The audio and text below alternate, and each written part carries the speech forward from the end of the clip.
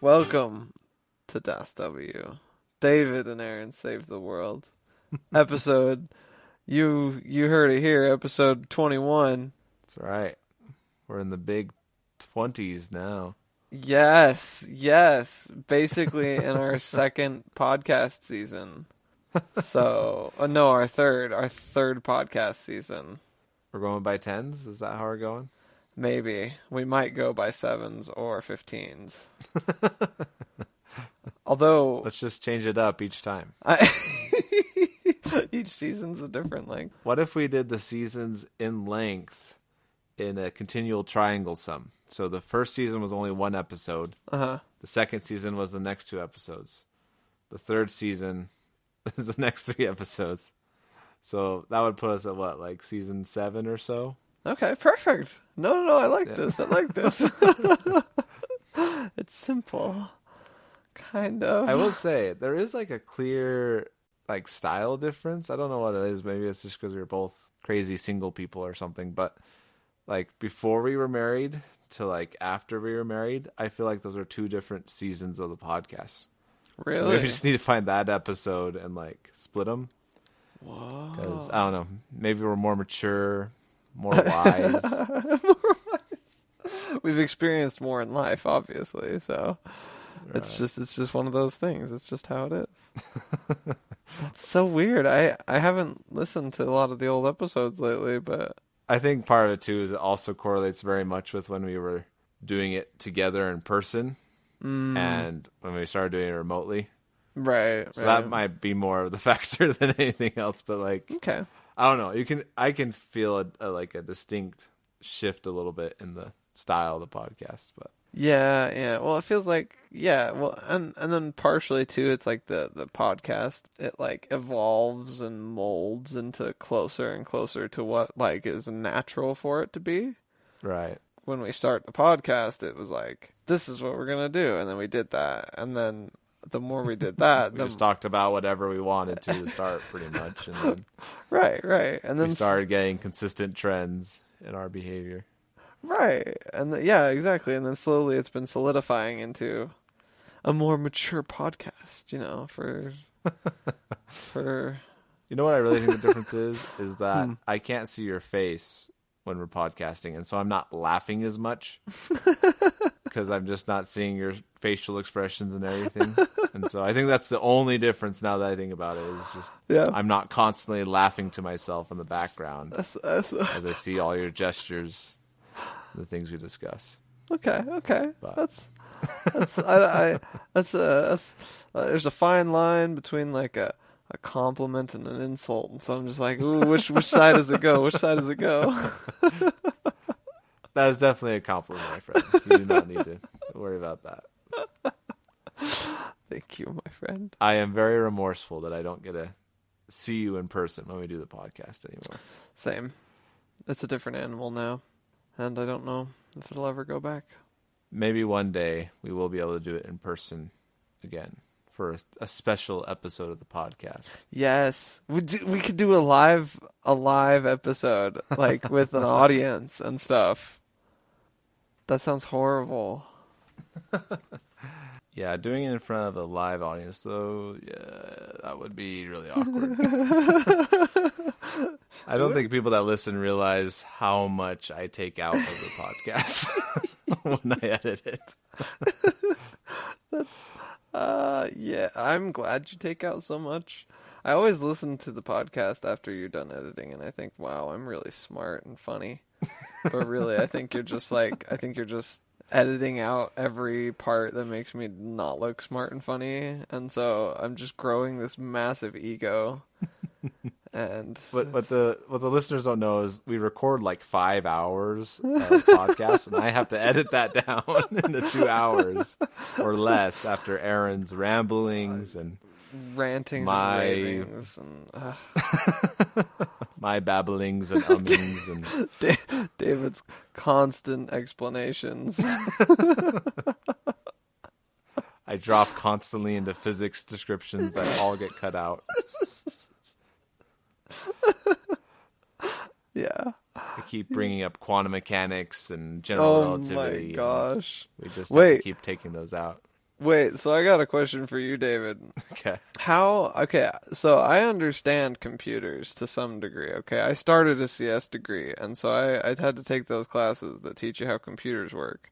But I do not understand quantum computing. How do you can you explain that in any way? Because I don't understand, because I thought the whole point of the quantum level of stuff is that it was just nonsense. Like, it was just in and out and just does whatever it wants to. And it's like, you can't predict it. Like, Do you really want me to do this right now on the I- podcast? probably not. I probably will just end up cutting this out if we go talking about this right now. But No, we could talk about it later. I'll still have that question later because I saw a news update lately, so it's kind of back into my head. But it's a question I've had for a long time because it's like I read one article that was like they got this quantum computer up to 60% accuracy, and I was like, 60% accuracy sucks. Like, that's really bad for a computer. it's bad. Like 1 + 1 equals who knows, you know? So it was 1 out of every 2 times it's going to get it totally wrong. And it's like, what am I supposed to do with that? You know, that's not a good calculator. All right. Well, now you're bringing it up. You've unleashed the beast. No. I'm going to have to explain this. Okay. All right. Very quickly. Okay, I'm ready. You're familiar with for loops in computer science? Do this, and do this, and do this. Keep repeating this process until you find your answer. Oh, yeah. For this condition, do this until the condition. Right. Yeah. Do this until you found the solution. It's a very common programming thing. Keep trying something until you find the answer. Yeah. Divide this number. Yeah. What quantum computer allows you to do is, even though it's all based on zero quantum states, is it allows you to test all the numbers simultaneously. So if I want to find a solution, for example, that's between 1 and 10,000. Okay. In a traditional computer, I have to search 1, then try 2, then try 3, then try 4, all the way to 10,000. Right. With a quantum computer, the bits can be both zeros and ones at the same time, which means you can try all possibilities from 1 to 10,000 at the same time, and the correct answer, theoretically, should be the number that gives you the highest probability in the quantum state. So you search over that entire space by plugging in all the numbers simultaneously, and hopefully you get a peak in the quantum state of the probability solution at the number that gives you the solution. I'm sorry for laughing. I think I opened a can of worms that I wasn't ready for. I don't think I understand it still. That was a fabulous We'll explanation. need to talk about this later, and I probably should just cut that out. Yeah. Or leave it in. I don't know. That's pretty. Yeah, we'll have to talk about that. That's very interesting. Anywho, should we talk about our first follow-up item? Yes, we should. Instead of quantum mechanics. Instead of quantum mechanics. Yes, please. I would be happy to get to our first follow-up item.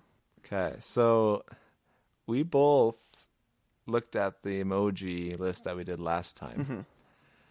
And we both came up with new second editions of that emoji ranking system. Yep. Neither of us has seen the other's ranking Right. system. So we're going to look at them right now. Do you want to go first with yours, or do you want to go with I mine want to first? look at yours first, if that's all right. All right, so go ahead and open Okay, that here up. we go. Click. Oh, I got like really nervous just then. Okay. I see. You changed it up. You seeing it in the layout? Yeah, right? yeah. You got It's got the different columns. column. Yes. I think I see the columns you're talking about. I'm seeing like you got the best, which is that's a good sledgehammer. Ooh, that's a good sledgehammer. You did good. Oh, you did really good. That's a good sledgehammer. So we got at the top, we got the best. Like on the top of everything, we have for the best the sledgehammer. The mighty sledgehammer. The mighty sledgehammer. I will get that right sometime. And then you've got categories. Right. So I kind of think of it as branches. Okay. So you start with the best, right? Nothing beats mighty sledgehammer. Then as you go down the tree, you got different branches or columns. So you got a fun, exciting column, a chill column, a loyalty column, a classy column. And then once you get down further, it just converges back to just a duck. Like that is the complete middle of the chart is just a duck. Yeah. The Yeah. duck emoji. Dumb duck. Yes. And then it breaks out again into different branches of how a thing's getting worse. So you can have a boring column, a weird column, a bad column, a gross Okay. column. And then you have the worst of the worst, which is a skunk. Okay. But then right underneath that is it's so bad it's good, which is the poop emoji, which we talked about last time. Okay. So instead of a pure linear ranking system, Right. it's the same one we had before with water removed, and now the icons kind of explicitly put into the different kind of styles and categories we kind of discussed. Okay. I like it because I like it for being super expandable. Like, it's really easy to quickly expand this and rank the emojis. You can kind of customize it to your individual needs. Of Right. like, oh, well, I need a secondary emoji under classy. Like, I need a monocle. And then you can add that in. That's and true. It's really easy because you don't have to, you're not like, oh, well, is the monocle better than, the duck? Like, or is it worse than the meatloaf? Like, you've got, it's categorized now, but it's still leveled and still tiered. You only have to do 2 comparisons at a time. Or I should say 1 comparison when you have 2 icons in each column. Right, So right. This simplifies your task tremendously in this format. Okay. I like it. I take a little bit. Okay, here's my one complaint, if you're willing to hear it. Okay. Of course. I don't like the words. I don't like the words. Not that I'd change the words, but that I'd remove the words. You think it should be completely language agnostic? Is that what you're saying? I think so because I worry. I'm a worrier, and I worry that that the words will chain each emoji into a state of being that they possibly, it restricts their flexibility. It removes the expressive freedom of the person that places the emoji in a ranking of a certain product or movie. Exactly. Is that what you're saying? Exactly. That's my worry and my concern with the words. Now I got in my mind this huge matrix graph of strings and emojis in 3D space all moving around each other with connections showing strengths of relationships and yes a big huge affinity matrix like you have in video games between characters, but it's emojis and their expressions. Well, see, see now you're on the right track. See, I like that a lot because that's not going to be confusing at all to anyone that's trying to place an emoji. You just have to. It's like language. You have to learn the new language, and then you can communicate almost entirely in emoji without having to deviate to the use of words that are so bland and boring and restricting. You can use this flowing list of emoji to communicate your feelings and thoughts on matters, because they all have these very intimate connections and relationships with one another inside a very complicated matrix, which is all language is. That's all it is. We're just writing another language. Now I'm just imagining, how in Chinese how characters build on each other. Yeah. So you put 2 characters together and you get a new character that means something different than the 2 by themselves. Yeah. I'm imagining you're just splicing different emojis together. So you have a duck with a smiley face and then a top hat and then right with the sledgehammer and you're describing all sorts of crazy things purely with emoji additions. Yes, David. Yes, this is I mean, just imagine a party panda wielding a sledgehammer eating meatloaf. The depth of expression that can come from that alone is so much deeper than language can reach. Oh man, now I'm just thinking of all the possibilities. You could probably make a whole language from a character set of emojis. I really think we could. It wouldn't be too hard. It takes some time. Okay, I'll make that for V3 a completely accurate language, completely consistent language for expressing any emotion or thought. Thank you. Through these 15 emojis that's really that we have on this page. I like that eventual version of this. I like that a lot. I think it will be the best version possible, honestly. I'm really excited about that. And then you can have the skunk poo-pooing the rebel symbol with a sad face. What does that even mean? And that could express that you took the worst thing, and the worst thing is poo-pooing this thing, and it's like this deep expression of like, I hate this thing, like I hate it to no end. Yeah. Your loyalty to how much you hate the thing. Yes, is the worst thing possible. Exactly. I like it. And then, but see, then it's so flexible because each of the words, each of the emojis will have can have whatever. It's like a very contextual based language. Right. Like you have to understand the other person to really be understood. You know. That's not a confusing language at all. One that varies with each human that uses it. It's no problem there. That sounds really easy to learn. Perfect. I thought Chinese was hard. Oh but... man, we're just getting started. I mean, then you can do like background shades to introduce tones. Yeah, to make it a tonal pictograph language. The gradients of the colors in the background also is affecting the expression of the emotion. Like if you have a purple fading into a yellow, you don't want to go there, you know. Like you don't want to go there, you know. But if you got like a blue fading into a white, it's like, oh yeah, no, I'm down. Like that's great. That's perfect. It's perfect. Well, with that being said, what did you do for yours? Should we open up that one? I think we should go ahead and go open that thing up and take a look-see. So I have 2 columns. I saved the original, Okay. and I used the original as a working list, and then I copied it into a new column to craft and change the list. All right. So just trying to get an idea of what's changed here. So let me go through your order just for the listeners. Yes. So we got Mighty Sledgehammer, Party Parrot.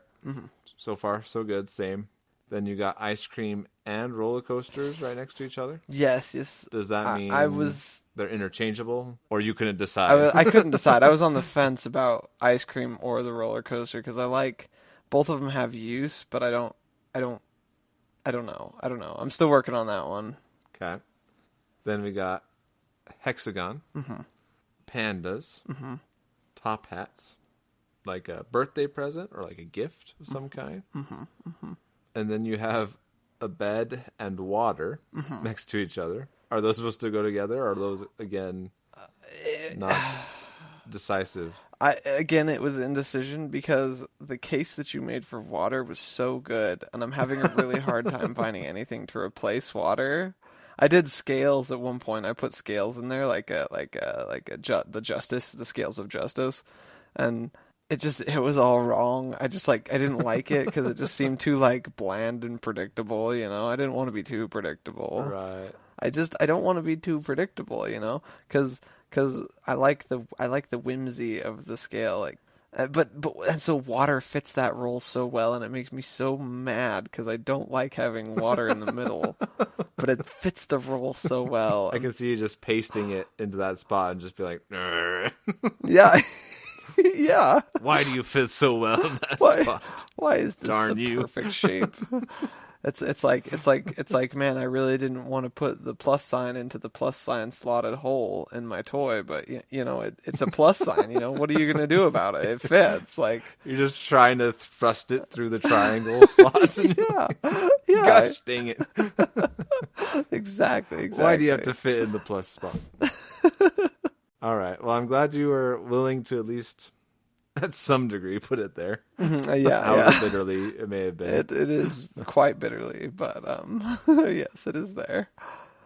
So then the alternate that I was thinking of was the bed, representing, in particular, the great problem of my life, which is that I have to sleep, but sleeping takes 8 hours a day. So I'm losing 8 hours a day to sleep.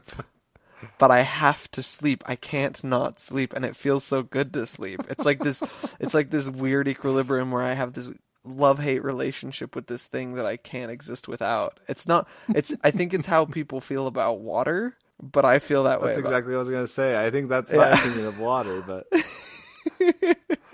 that's so interesting that you would describe that of the burden of having to sleep every day. Right. Well, I could play so many more games. I could keep up with my friends a lot better if I had an extra 8 hours every day, you know? But days are only 24 hours, and I just can't get by without sleep. I think that's a physical restriction. Like, that's not a personal problem. Like, yes, you No. do need sleep. No, the personal problem is that I have a personal problem with the physical restriction that I've been given. Like, why can't I I will say, though, I've often thought that, man, I'd have such an advantage in this life if I happened to be like the one person in the world that doesn't have to sleep. You know how much more you could get, done, and how much of a tactical advantage you'd have at your job and everything Yes. else you do, like. I do know, because I've contemplated it so much, because you'd be unstoppable. You'd be rich and famous and wonderful. You'd be able to mature so much faster and live a much more full life, and you'd have like an extra third of your life added on to your life. Exactly. That's a good point. So that's why the bed is a strong contender, or in the same space as water. Okay. I'm still undecided. All right. So, sorry, just going back to the actual list again for yeah. listeners. So I'll start back up to the top just to be clear. Okay. So, Sledgehammer, Party Parrot, Roller Coaster and Ice Cream, Hexagons, Pandas, Top Hats, Presents, Bed/Water, Dumb Duck, Filing Cabinet, Meatloaf, Rain Cloud, Throwing Up, Radiation, if I'm understanding that correctly. Yep, radioactive. And then the poop emoji. The poops, yeah. The happy poops. And then I'm assuming this hexagon is from the CGP Grey video that came out recently about hexagons being the bestagons. Because they're the bestagons. That's why I had to get hexagon on there. You know what, though? You know what? Instead of a hexagon, it was going to be a windmill. Interesting. To represent fans, to represent fandom. Oh. But then I don't think you can have a dad joke in your emoji list. No, that's not no, that's not. appropriate. So. It's not a dad joke. I just wouldn't have to pick. But you can't argue that hexagons are not the bestagons, and so hexagon seemed like the right choice. Okay. To represent both fandoms, cults, and strength all together. I was gonna say I would kind of represent more with like efficiency and precision. It does have a nice like crisp look to it. Yes, yeah. So I like it. See hexagons. They're the best. I've been converted thoroughly.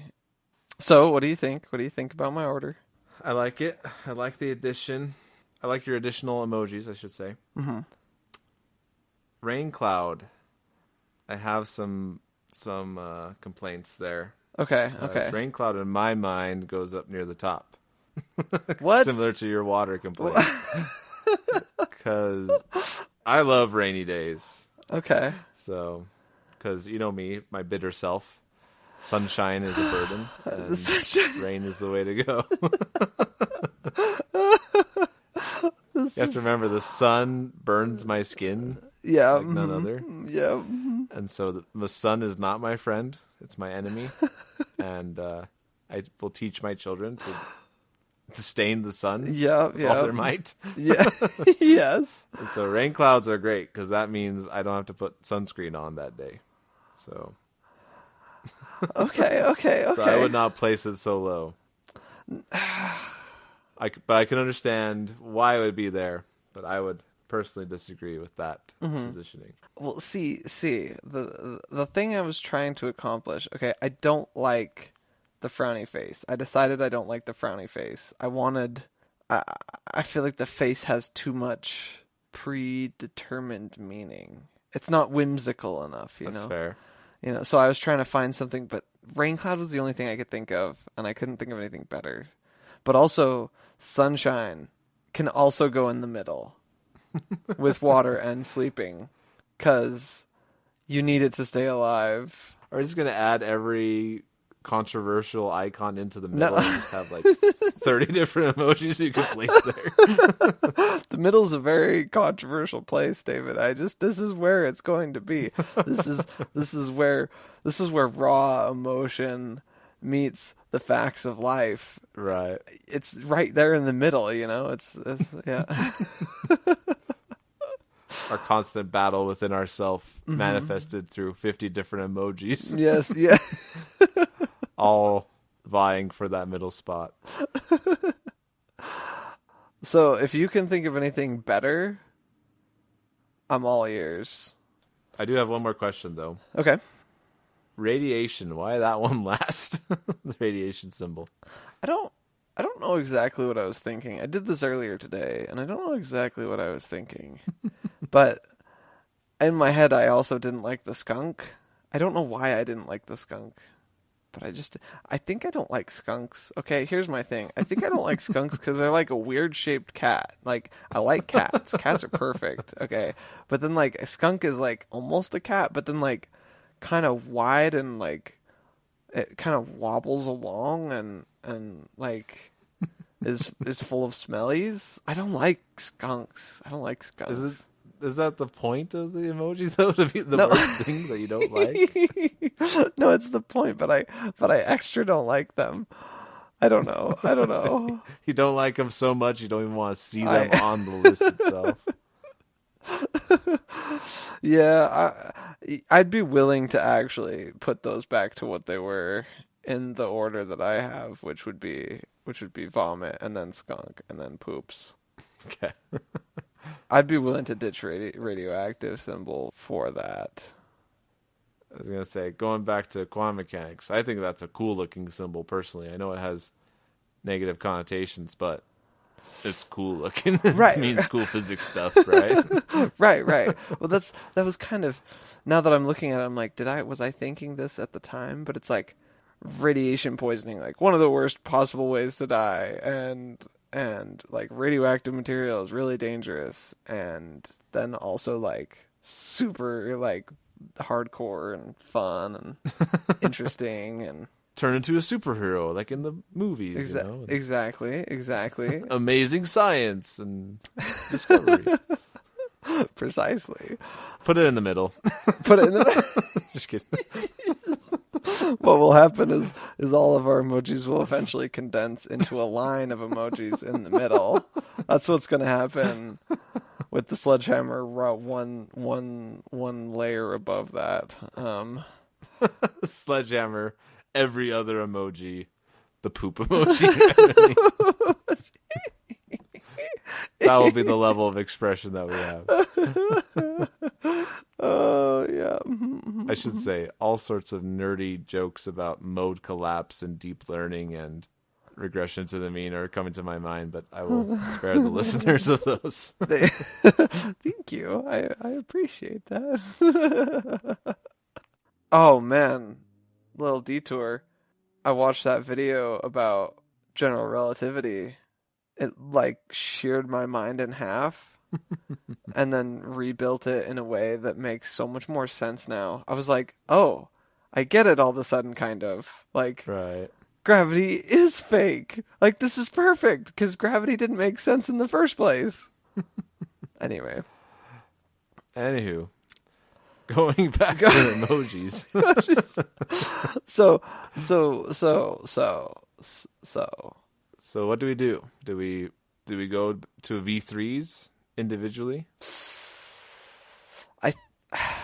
At some point we have to get on the same page, I feel like.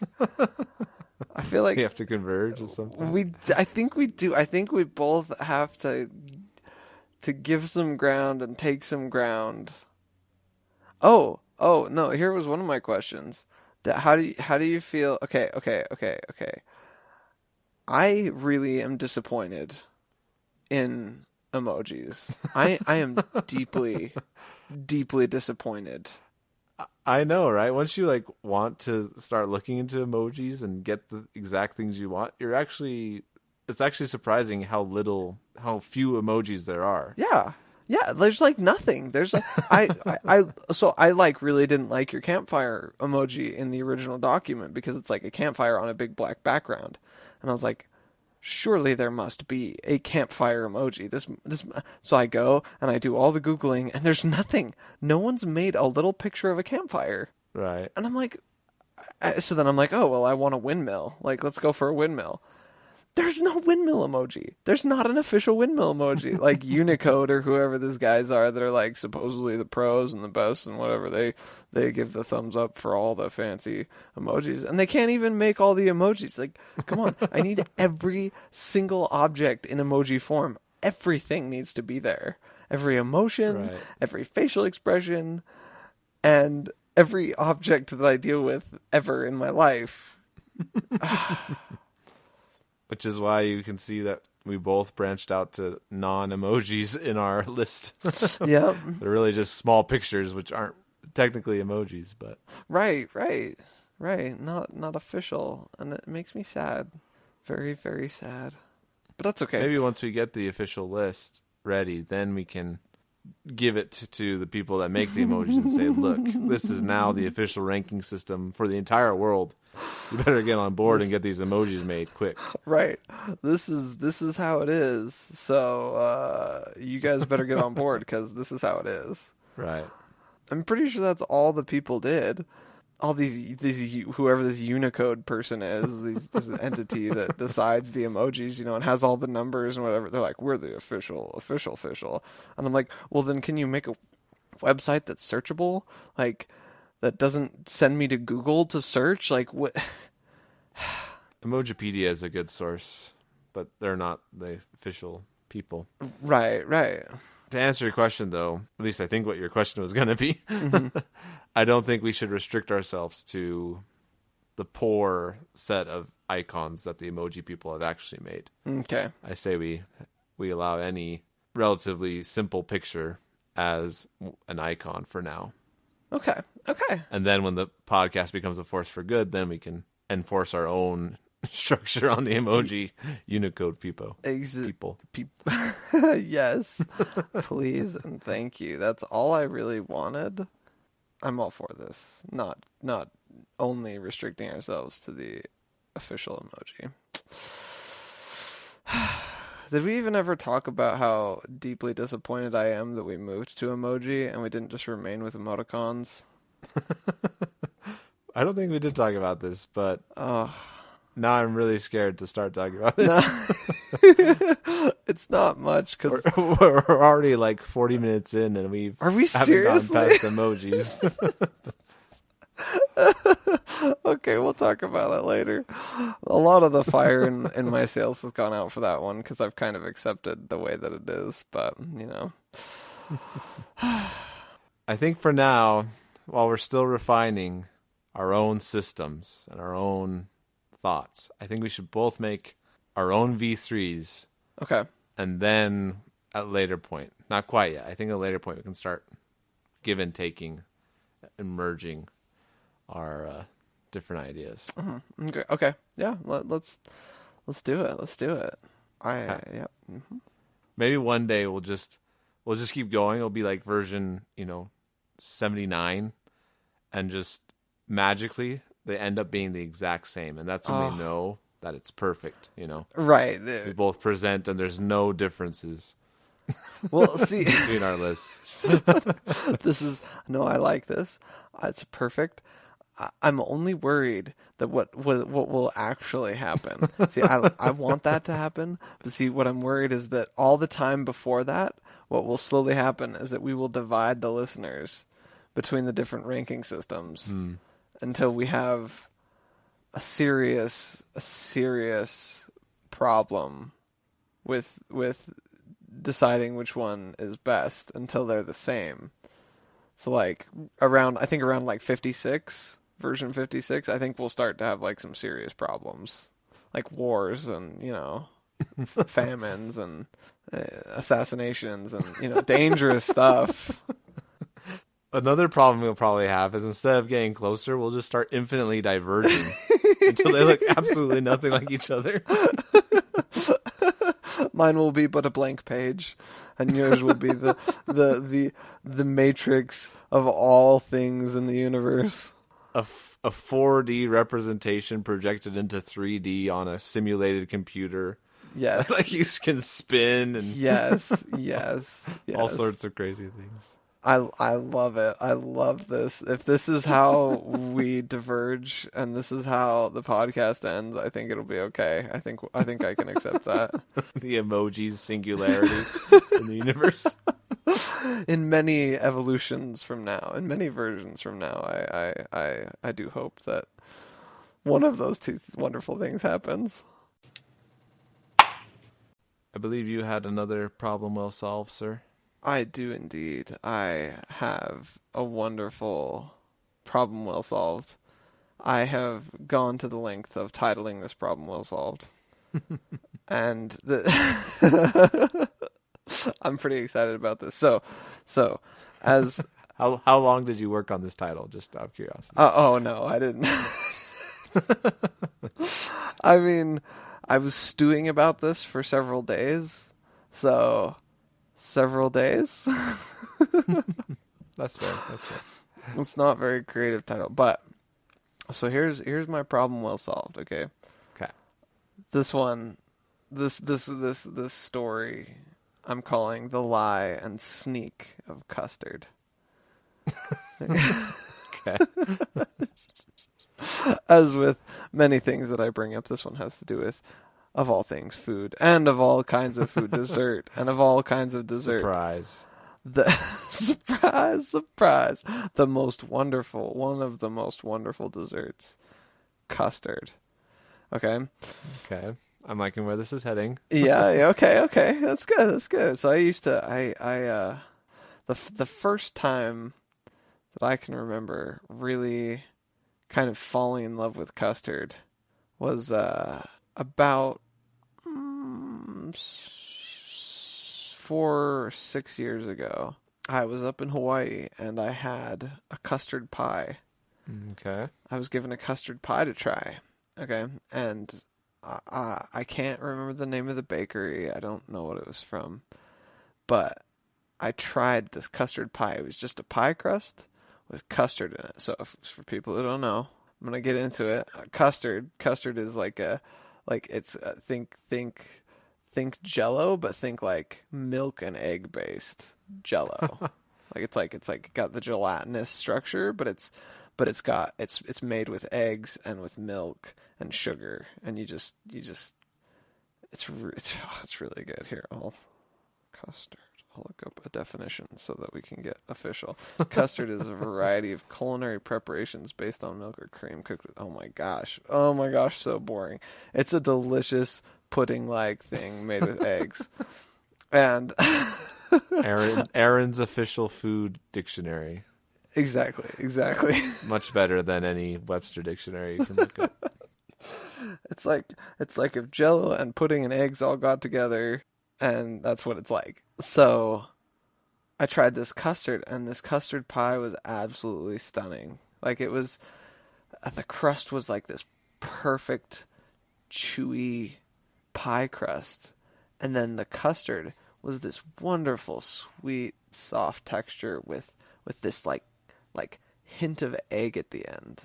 Like just a tiny little hint of the stuff at the very end that made you just want to keep on eating it and eating it. Oh my gosh, I ate so much of that stuff. It was so good. So for many, many, many, many days, I thought to myself, custard, like in my mind, custard was a difficult food item to make. You know, this is a difficult item, and the thing that makes it difficult, okay, we're going to get into baking 101 here. The thing that makes it difficult, the thing that scared me about custard was the tempering of the eggs. So tempering is when you're trying to change I'm going to say it this way. It's when you're like trying to change like the reactive temperature of the item. So one thing you do is temper chocolate, which is trying to change the point at which the chocolate melts and the way in which it hardens. Okay. And when you temper eggs in a recipe, imagine you take eggs and you throw them into boiling water. Well, that's egg drop soup, and it makes like egg chunks in the soup. But to temper the egg is to bring the egg to a temperature. You rise the temperature slowly to get it so that it doesn't turn into scrambled eggs in your baking dish. It just remains an egg. It remains that egg. I don't know. It remains a liquid, basically, instead of becoming a solid. Okay. I did not know that. That's actually fascinating. Yeah. That's really cool. Right? Like, it's really neat, because if you were to just put it in the pan, it would scramble the eggs, and that's the problem with custard. That's the scary part that I had for custard, was like, I don't want to make a custard because I'm worried that I'm going to put those eggs in and I'm going to have a scrambled eggs custard. You'll have ice cream and scrambled eggs, which sounds really gross. Scrambled eggs ice cream, which just does not sound very good. So a couple years back, I made a lemon custard pie.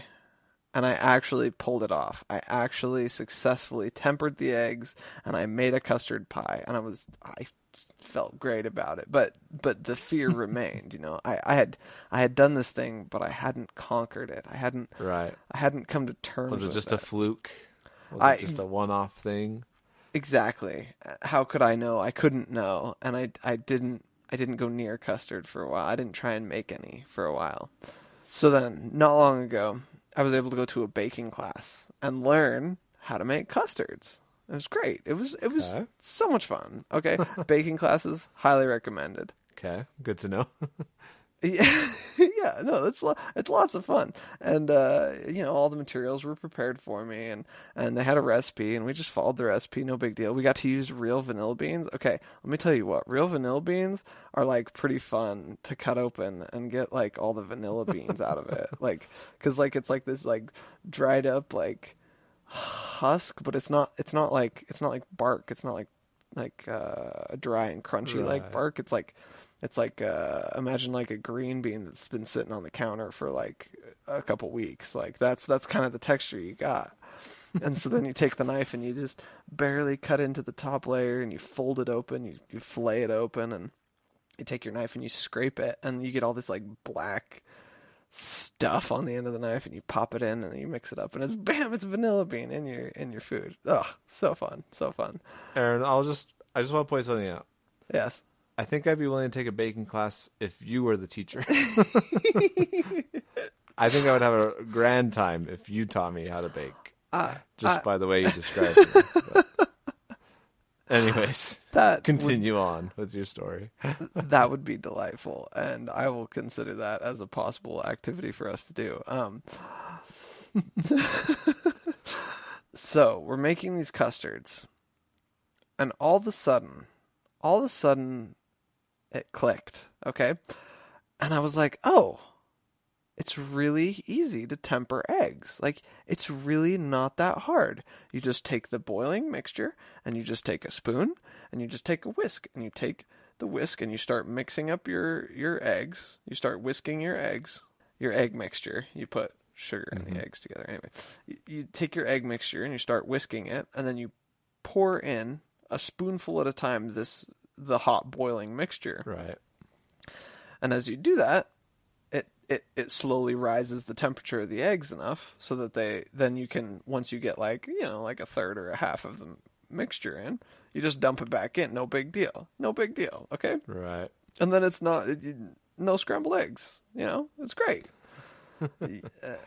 It's basically custard at that point, well, you still got to bake it, and the baking, it's kind of hard actually, but that's beside the point. So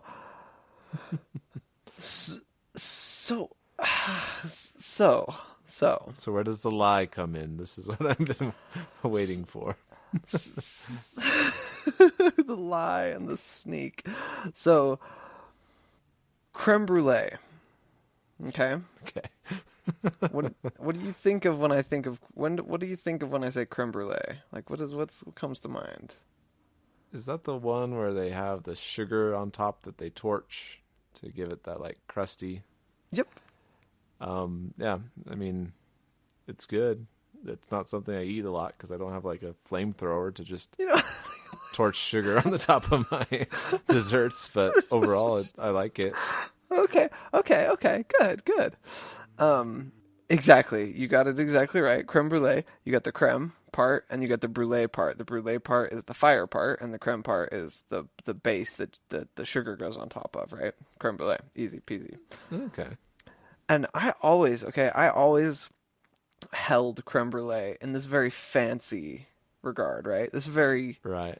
posh and sophisticated, hard to do, very expensive to buy. You know, if we were getting creme brulee, it was a big deal. You know, this was a high class restaurant. You know, this was a special occasion.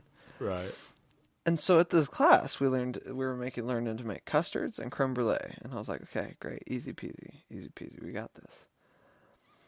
And so we made our custards, and we had these beautiful little custards in little dishes, and we actually made a chocolate custard as well. It was delightful.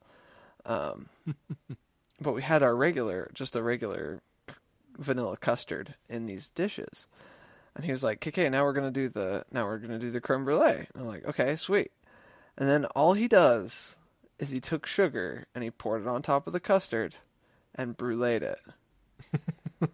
Okay. And all of a sudden, I felt this betrayal.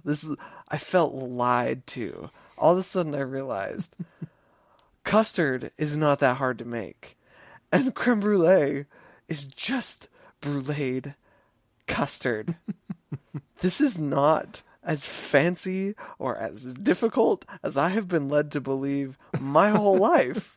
I've been lied to, and I don't know who lied to me, but I feel like everyone lied to me, you know, David?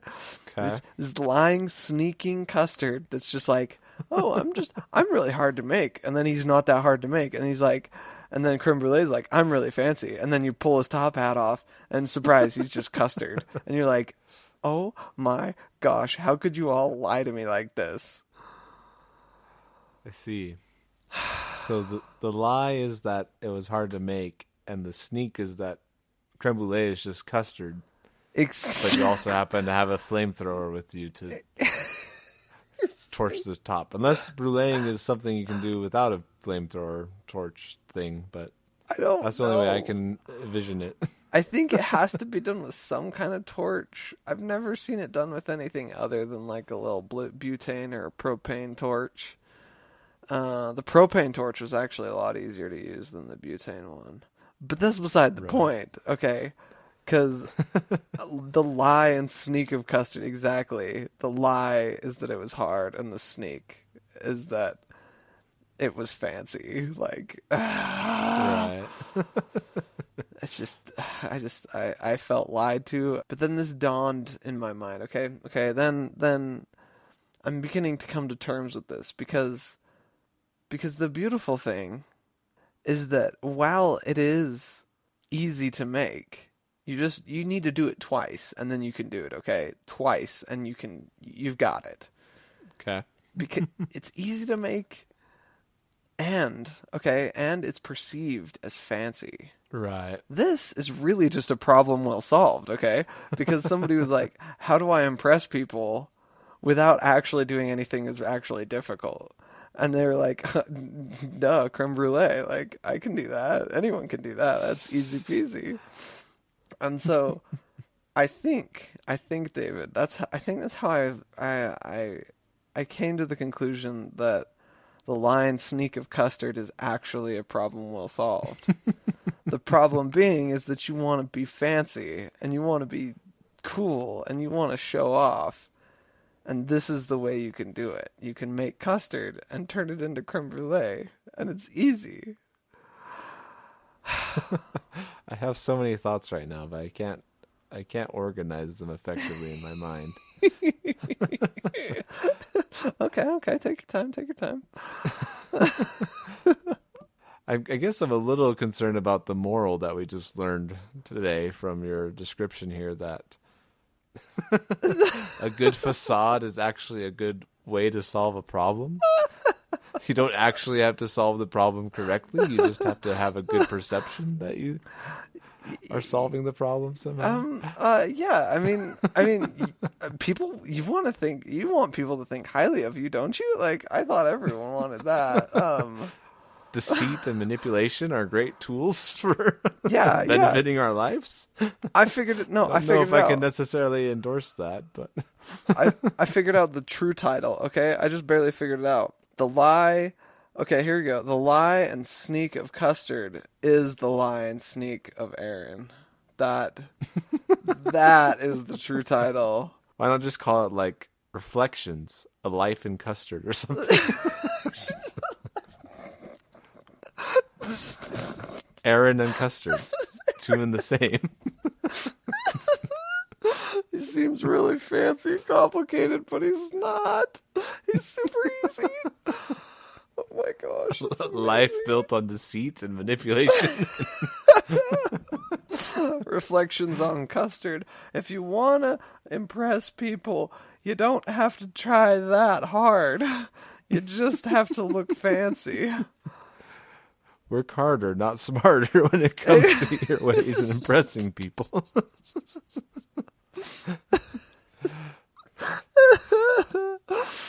Yeah. I'm only slightly embarrassed that the problem that I'm trying to solve is not exactly morally great, ethically in the right place. But it's okay. It's okay. Okay. So other than the complete moral degradation that we're promoting here, in terms of facades that hide our incompetencies can be a good thing. I do think it's interesting that I've actually experienced a similar thing, not with desserts per se. By the way, everything you just explained was again fascinating to me because I didn't know this. Cool. But it doesn't surprise me that those desserts are not that hard to make. But with my wife and I, we've been trying to change up our diet, and not our diet, but more of just like what we eat, so we're not always eating the same thing every week, Yeah, I gotcha. So we've been trying a lot of new things. Yeah. And then I'm just often surprised on how much a little thing in food can cause a big difference. Just like with Mexican food, for example, my wife started making homemade tortillas. Yeah. And like everything we eat is instantly like 1,000,000 times better. And it's like, is that all we were missing to make that burrito go from a 5 to a 9 was to use a homemade tortilla, and then, everything is instantly better, or, silly things like that where you just add in one little ingredient that's higher quality or something you did better or something different. It's like, wow, that is way more amazing. Like we started adding whipping cream or heavy cream to our curries and stuff. Yeah, okay, yeah. And it's like that instantly makes the curry way better than what it is without it, Like I used to do coconut milk, but like heavy cream, way better for curries. Anyway, so just lots of little things like that when we've been experimenting, and I just go like, that's all it was? Like, that's all I needed to have this amazing food, That's excellent. You're right. Like, you're totally right. It's the little things that make such a difference. Because I had the same experience with a pan of brownies the other day. Again with desserts, but yes, my favorite meal is dessert. You do actually like eat dinner, right? Like you have an actual meal that isn't just sugar bread or cream, right? So these brownies, my dinner of brownies. I was at my mom's house. No, I do eat food. Don't worry, I do eat food. Except for around Halloween time, that line becomes a little fuzzy because I have a lot of extra Halloween candy lying around because our party got canceled. So, but these brownies I had, okay, I was eating them at my mom's house, and like I took one bite and I was like, oh my gosh, this might be the best brownie I've ever had in my whole life. And I was trying to figure it out. I was looking at the flavor profile and trying to figure out what was different about them. And all of a sudden it dawned on me. I was like, there's cinnamon in these brownies.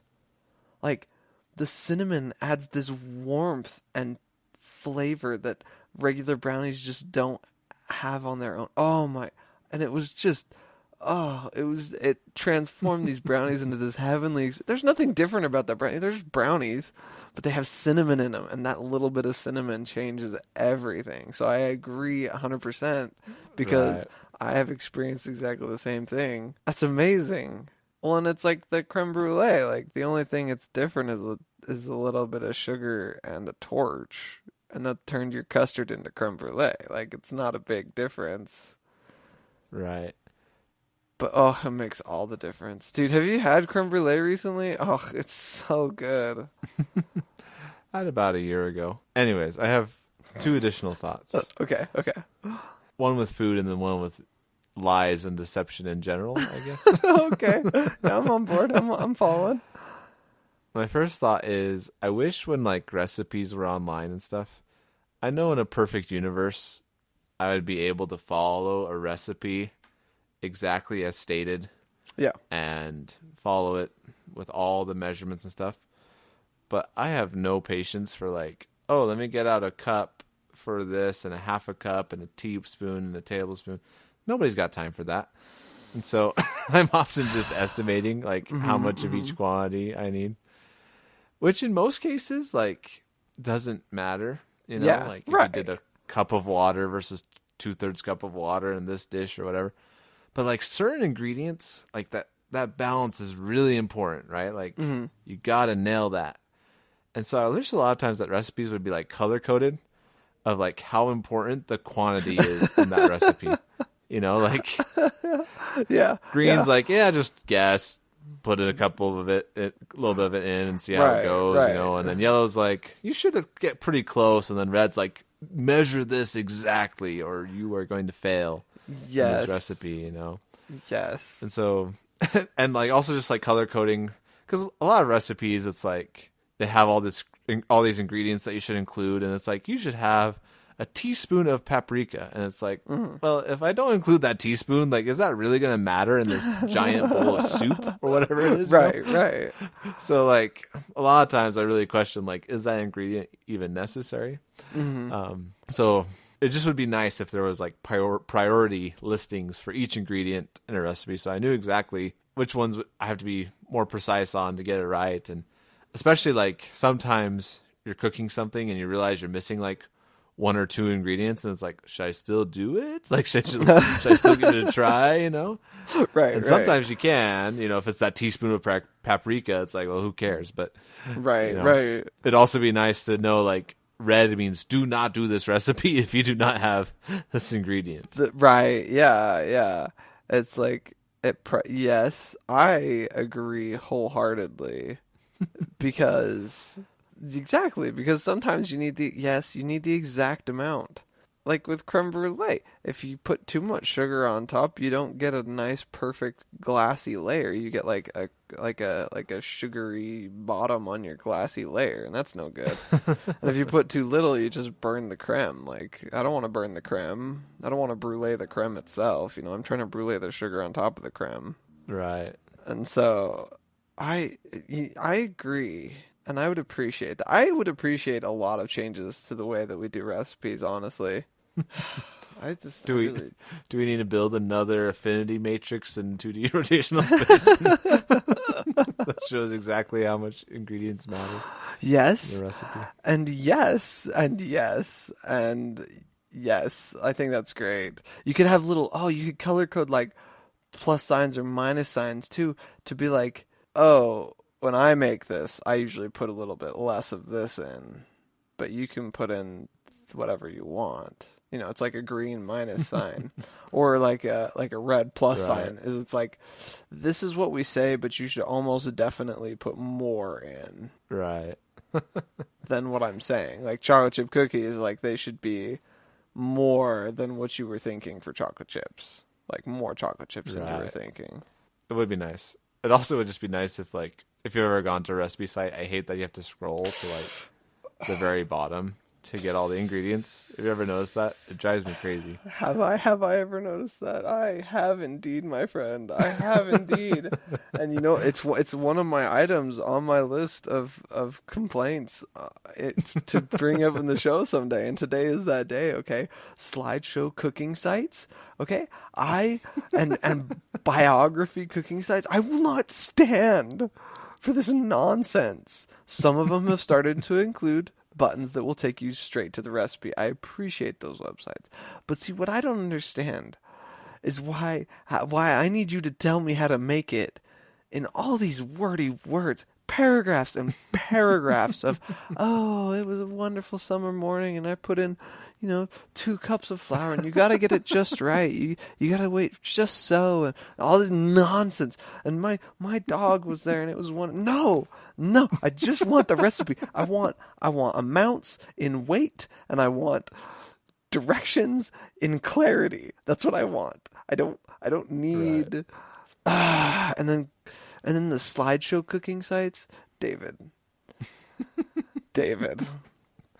Basically any slideshow website, basically the premise is that you click next. You have it's like, oh, I'm going to go through the 10 best recipes for this thing. And you're like, okay, great. Let's get clicking. And you start clicking through the slideshow and you're like, okay, that was fun, but none of these are the recipe I want. I'm going to go back to my search. So you go and you press the back button, only to find out in horror that it takes you back one slide every time you press the back button, instead of just taking you off of the website back to your Google search. I'm like, why would I want to back up through every slide? That's why you have the arrow buttons. I thought that's what the whole point of the place was.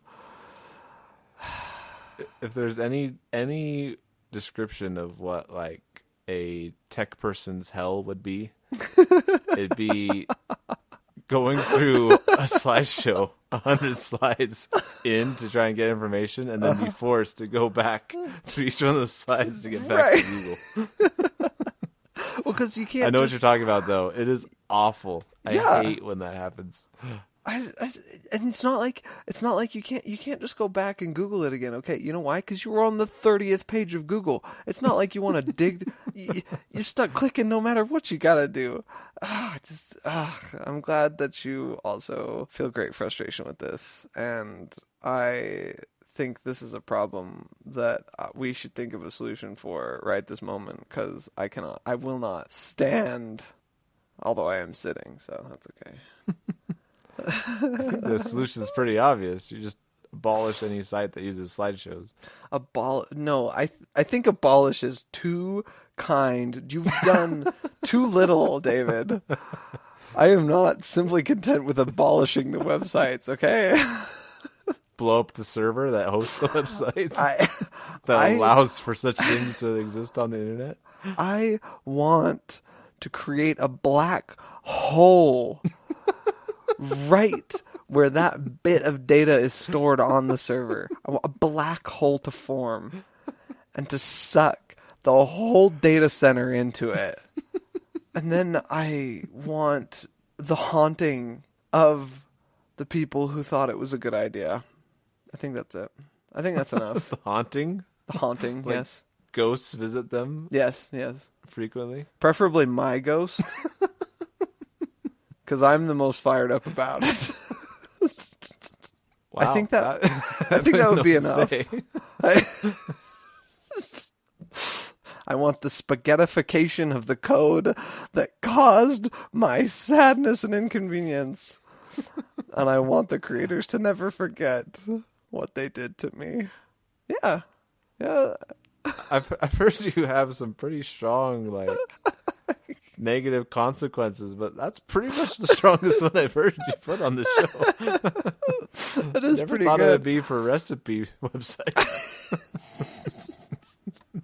I got all these world problems, and I'm sitting here wanting to haunt people into oblivion for making me have to scroll through their biography. It's like, and then you know what's unforgivable is when the recipe is buried inside the biography. Oh yeah, like you can't actually extract the rest. That is unforgivable. I cannot abide that. If I can't find the ingredient list in like 5 seconds or less, then I move on. Exactly. But apparently now I need to start. If I can't find the ingredient list in 5 seconds or less, I need to start sending the kill code to the server that hosts that site. That starts the singularity and sends an errand ghost to haunt the writer. This is perfect. I think. See, this is actionable. We just install a back door on every data center. Okay, every day, and then has a black hole maker inside of it. Yes, perhaps a small one. Maybe we could just erase like the hard drive, spaghettify the hard drive that contains the information, but only the one. Just we don't need to make all of them. We can just do the one because we don't want to actually get rid of the data centers. We like the data centers; they're good. The data that they center is not amazing sometimes, but the data center I have nothing against. Right. Perhaps I'm being too harsh. Perhaps. No, I think it's merited. Okay. Thank you. Problem solved. Next problem. Because weaponizing a triggerable black hole would have no negative consequences on the rest of the world whatsoever. No. I don't. I could see no other maluse of a device like that. Right, yeah, no. No. It would be silly to think that anything else bad could happen with something like that, It's true. Anyways, I totally forgot what we were talking about before this. I'm losing track left and right of where our discussion's going. Custard. You were talking about recipe websites. You were talking about recipe websites. Right. Okay, here's my other big complaint, though, is that for some reason, instead of just giving everyone a kitchen scale, we give them cups and all these measuring cups and measuring spoons, when in reality, the correct way to measure things, I learned, is by weight. Weight is the only way to ever know exactly how much of the thing you've got. You know what I'm saying? Interesting. You see what I'm saying? Like I learned that professional bakeries, they do it by weight. They don't do it by volume. Because weight will give you an accurate measurement. So like your flour, you can measure it a couple different ways with a measuring cup, but you can only get so much weight if you're doing it. You can fine tune the weight as much as you need, which allows you to be more precise with your recipes. I can see that. If everything had to be, perfectly flat on your measuring cup, especially I guess teaspoons and tablespoons would be prone to error. Okay, that makes sense. I mean, weight and volume should be directly proportional, but I can see why there's errors in the technique of the measurement itself. Right. Well, and it's hard to, like you say, you got one of those. Anyway, I'm quickly sending us off on the wrong road. So my first thought was that I feel like they need to change recipes based on color coding, etc. Agreed. So it'd be easier to measure. And how one ingredient can really change what you end up with, right? Right. But overall, another thing that I find very frustrating with, like, the food industry, when I think about it, is, like, my wife and I recently got an air fryer. Ooh, okay. And even though an air fryer, when you think about it, is just like a convection oven. Yeah. Where the food's suspended instead of being on the plate. Yeah. It's amazing how many things taste better when they come out of an air fryer. Really? Instead of being baked. Yeah, because you just spray the oil and you put it in this little suspended grid looking thing. I don't even know how to describe it. But it's in the air a little bit instead of being flat on the sheet, Yeah. And it's obviously not the same as deep frying something, but you get that nice crisp taste that you normally get when you fry stuff. Yeah. And so we've been trying all sorts of things in there, and it's been really fun, and it's been really good. But just like when I think about the food industry overall, it's just incredibly frustrating because when I think about a lot of places that I like to eat, I say to myself, if I had the same quality of ingredients that they have and the same machines they have, I could totally do what they do, right? I could totally make what they have. Like, there's no. Yeah. I mean, obviously certain chefs have very specific expertise, especially in the really like fancy culinary arts. You know, but like most of the restaurants you go to and you get food, it's not like they're hiring world-class chefs. They're just getting people that need a job, you know, and they teach them how to make the recipe and they do it, you know, like there's nothing magical about food. So it's always just really frustrating that they can charge this much for a meal, even though if you could get all the ingredients yourself, it'd be way cheaper if you could just get the amount that you need for that small meal, you know. And so it just, sometimes I just look at the stuff and I just go like, man, I could have made that. You know, if I really, I could do that. If I really could have accessed all the ingredients I need, I could have made that. That wouldn't have been hard, but I just paid $10 for it or whatever it is, you know. Yeah. I find that interesting that you find that frustrating. I think that's a little bit funny. Just because, like, I don't remember having that frustration of like, oh, if only I could make that too. Like, it's not that hard, you know. It's not that difficult. I won't tell you how many things I've tried to make at home that I've seen at restaurants and stuff that I'm trying to replicate. But what kind of stuff? It's usually not successful. Yeah, it's usually not successful. Name one. Tell me one. Tell me your favorite. The most disastrous one. Most disastrous. Ooh. Yeah. Probably like barbecue wings or like honey chipotle wings. Okay. Tried that once. I can't get the sauce down. Turns out the sauces for wings are more tricky than you would think. Especially for someone like me that's like, oh, I'll throw a teaspoon of that in and okay, that looks right. And turns out sauces are very balanced or very particular with ingredients. You and my wife both cook the same way. Oh, just put a little of that and a little of that. No, it needs a little more of that. And no. There's a recipe that is to be followed until you can guarantee that you know what will happen when you add something else in or change the amount. Anyway, that's my. Which is why I need the color code. Exactly, the color code to help guide your heresy. You're not gonna not follow the directions. Well, then at least try. You know. I don't want someone to solve my problem, my internal problem. I want them to just justify my sins and give me more means of doing what I like to do when I cook.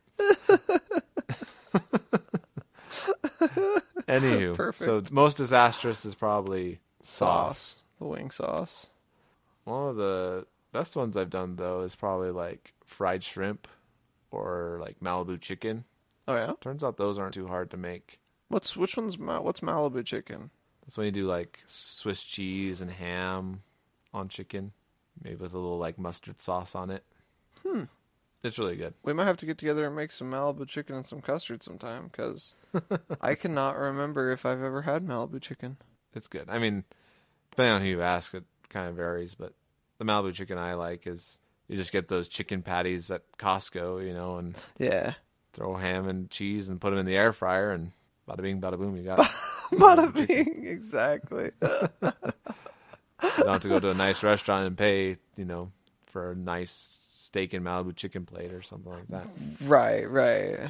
I know what's kind of funny is like until I had an air fryer, there was a lot of foods I was willing to pay for at restaurants because I would say to myself, oh, well, I'll never own a deep fryer. So sure, I'll, you know, pay for your onion rings or whatever it is, or your mozzarella sticks.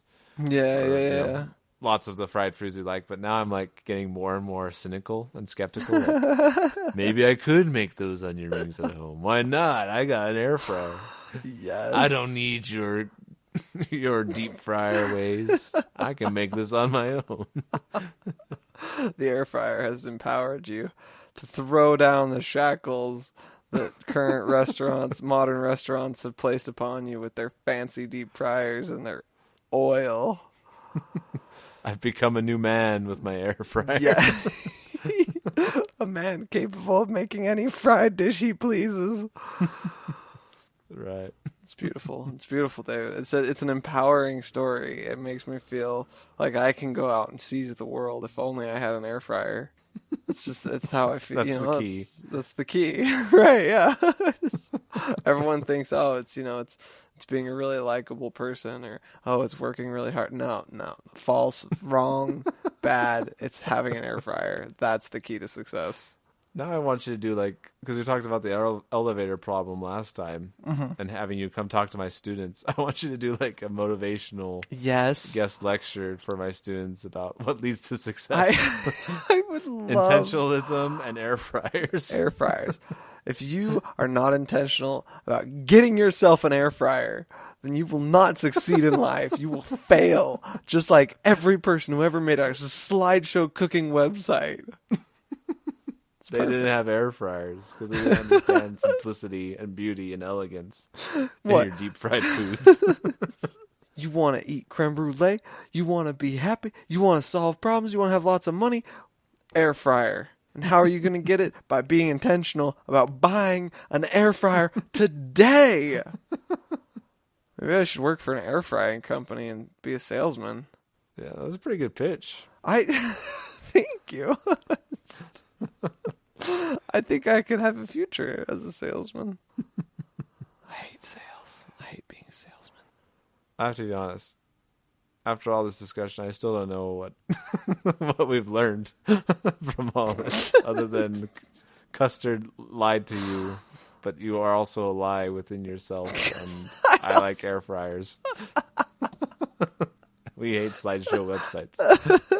Oh man, it feels like an episode of that show my wife watches where what's going on? The fire guy's dead but not dead. And anyway, what we've learned is nothing. And what we've gained is the knowledge that Custard is a dirty, rotten liar, and the air fryer is the key to your success in life. Because you, my friend, are very successful, and I think that the air fryer has spurred you on to this success. Right. Even though you haven't had it forever, it's been there forever. Right. It was like a destiny to obtain one. Yeah. And every good thing in my life has been precursed by this purchase of this air fryer. Exactly. This is what we've learned. I am satisfied. I have spoken. My whole life would have been different, past and future, if I had chosen not to get that air fryer. Exactly. This is sadness, misery, dismay, and an inability to eat fried food when you wanted it. That's what would have been and will be. Abandon all hope, ye who enter here. Exactly. That air fryer. Man, I need to get an air fryer. Abandon all hope, ye who enter here without an air fryer. Without an air fryer. Is that that's the way to get in, right? That's to get into the cool person club where there's Custard and crudité and all manners of freestyle machines that don't make you think about what you want. And just happiness and joy. Hey, I just figured out a solution to my freestyle problem. Oh yeah? Okay. It should just give me a random drink every time. There should just be a random button. Exactly. That makes a lot of sense, actually. Just a random button. I know. This is a good idea because I always have a hard time choosing a drink. What if I could just press a button and it would just give me a drink? And I don't have to worry about what kind of drink it was because it doesn't matter because it's probably just going to taste like sugar and a little bit fruity anyway. I just wanted sugar and fruity or a little bit cola. That's all I wanted. I'm sure you could do it after 3 or 4 tries, you're definitely going to get something you like, at least, right? Maybe the first try is not the best, and the second one isn't, but then the third one's okay, this is what I want, Right. Well, the first time it tries to mix like a high C mint cola, and you're like, oh my gosh, ah. But ginger ale with raspberry and Dr. Pepper or something. Oh, I don't know, David. That sounds pretty good. See, I guess I don't like ginger ale. That's my problem. Oh, I see. Wait. So, do you what's the Bundaberg that you like? Oh, ginger beer. It's the ginger beer that you like. The Bundaberg ginger beer. No, that's more just nostalgic because I had it in Australia a lot. But Right. I wouldn't go to it for like my favorite drink or anything. Just No. Okay. have it 3 times. Right. Okay. That's pretty much a ginger ale, to be fair. Yeah, exactly. I didn't know you didn't like ginger ale though. That's interesting. Ginger ale's sharp. Ginger ale's really sharp. But it's really hard to make a bad combination of soda flavors. Like you take your top 3 favorite sodas and you mix them together. Usually it just tastes like soda, like generic soda flavor. Like it's not a big deal. Especially if you get like a diet in there with some aspartame flavor. I wish soda machines had heavy cream. Have you ever added heavy cream to a soda? Yes. So good. Why haven't they done this yet? That's a genius idea, David. Probably because it's super expensive No. compared to the soda. I don't care about the cost. I am willing to pay to get heavy cream in my sodas every time I go to a freestyle machine. I mean, Sure. That would be amazing. I would double or triple the amount of times I go to a freestyle machine if they added that. You would go to a restaurant just to use the freestyle machine. No, no. It'd be go to the restaurant, buy a drink. Don't go to the restaurant for food. Just drinks all the way. Drinks and desserts, because apparently that's all you eat anyways. I'll just I'll just take their brownie sundae supreme and just take it over to the freestyle machine, dump it in the cup, pour a bunch of heavy cream on there, and squirt some cola in there, and just call it dinner, you know? That sounds really good and also really gross at the It's same really time. good. Oh man, you know what? That makes me want some brownies with like a little bit of the cola flavor. I should try to make some of that. That sounds really good. I think the real lesson we learned today is that having you talk about food always leads to a tangent in discussion. I have no idea where we ended up after all this discussion. But neither have and we I. continue to tangent. No, but we did. No. See, I am gonna have my one takeaway is that a random button on a freestyle machine is the solution to my problem. I am willing to put all of my money on that being the best solution to my problem. They don't even have to change anything because it's just a setting. You know, it's just a digital thing. They just roll it out as an update, and it's just a little random button. Be like, what do you don't know what you want? Press this button. And just drink whatever we feed you. Custard lied to Aaron, and so Aaron needs a random button on his soda machine. Freestyle machine, right? That's what we learned today. And an air fryer. And an air fryer. And if I want to be successful in life, I must get an air fryer. This is the correlation. Okay. The most successful people I know have an air fryer. So that's you. You're the most successful people I know. Thank you. I appreciate it. It's all because of deception and manipulation. That lie and sneaking Custard. Excellent. Reflections. We can just title this one Reflections on Life and Custard with David and Aaron. It's a little long, but I think it works. I think it works. I think it works. I think it works. I think it works. I think it works.